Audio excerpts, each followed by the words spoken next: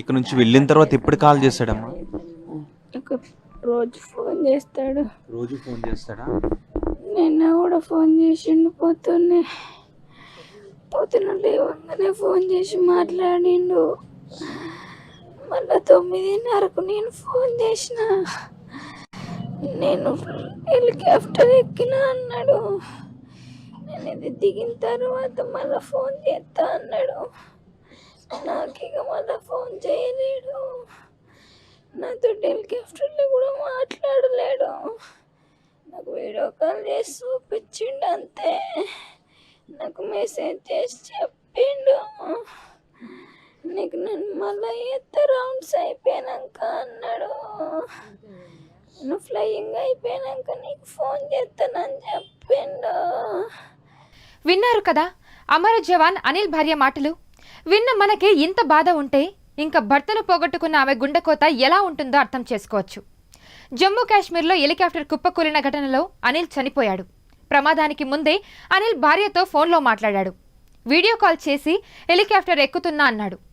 మళ్ళీ దిగగానే కాల్ చేస్తా అని చెప్పాడు. అంతే, ఇక మళ్ళీ ఫోన్ రాలేదు. భర్త ఫోన్ కోసం భార్య కళ్ళు కాయలు కాచేలా ఎదురుచూసింది. కానీ భర్త నుంచి ఎలాంటి ఉన్నతాధికారుల నుంచి ఆ ఫోన్ తన జీవితాన్నే మార్చేస్తుందని సౌజన్య కలలో కూడా అనుకోలేదు. ఫోన్లో మాట్లాడుతున్న అధికారి, అమ్మ సౌజన్య, నీ భర్త అనిల్ దేశ రక్షణలో ప్రాణాలు వదిలారు అని చెప్పాడు. అంతే, సౌజన్య గుండె ఆగినంత పనైంది. నాకు 2 దాకా వాళ్ళు ఫోన్ చేయలేరు. నేను పనుండి చేస్తలేడేమో అనుకున్నా. నాకు యూనిట్ నుంచి గుండెలు వాళ్ళకి మాట చెప్పారు, ఫోన్ చేసి 2కి. అప్పటి నుంచి నాకు ఇప్పటి వరకు ఏది చక్కగా చెప్పలేరు. నాకు ఇలా పొద్దుగానే చెప్పిర్రు, నా బావ నాకు లేడని చెప్పారు. నా బావ నాకు కావాలి. రాజన్న సిరిసిల్ల జిల్లా మల్కాపూర్కు చెందిన అమర్ జవాన్ అనిల్ గురించి విషయాలు తెలుసుకుంటే కన్నీళ్లు ఆగట్లేదు. కుటుంబ సభ్యులైతే గుండెలు పగిలేలా రోధిస్తున్నారు. ముఖ్యంగా ఆయన భార్య సౌజన్య మంచినీళ్లు కూడా ముట్టడం లేదు. బావా, నన్ను ఒంటరిదాన్ని చేసి పోయావు కదా, పిల్లల్ని దిక్కులేని వాళ్ళని చేసి వెళ్ళిపోయావు కదా అంటూ రోధిస్తున్న సౌజన్యాన్ని చూస్తుంటే అందరి గుండెలు తరుక్కుపోతున్నాయి. నా బావ నాకు లేకుండా వేయండి.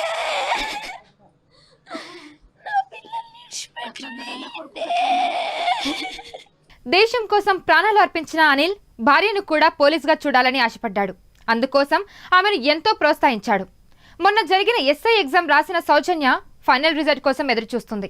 కానీ భార్యను పోలీసుగా చూడకుండానే తిరిగిరాని లోకాలకు వెళ్ళిపోయాడు అనిల్. నా బావ నేను పోతే డ్యూటీలోనే పోవాలి అన్నాడు. అట్లనే వేయండి, నన్ను అందరు గొప్పగా ఎత్తుకపోతారు అన్నాడు. నా బావ అనుకున్నట్టే వేయండి. నా బావకు దుర్తయింది కావచ్చే. నా బావ పోతే దేశం కోసమే పోవాలన్నాడే. దేశం కోసం పోతే గొప్పగా చూస్తారని చెప్తాడే. ఇప్పుడు చెప్తాడు, ఉత్తగా చచ్చిపోతే పురుగుల వానెత్తారంటాడే. ఇప్పుడు నన్ను గొప్పగా పట్టుకపోతారు అంటాడే. నా బావ అనుకున్నట్టే వేయండి.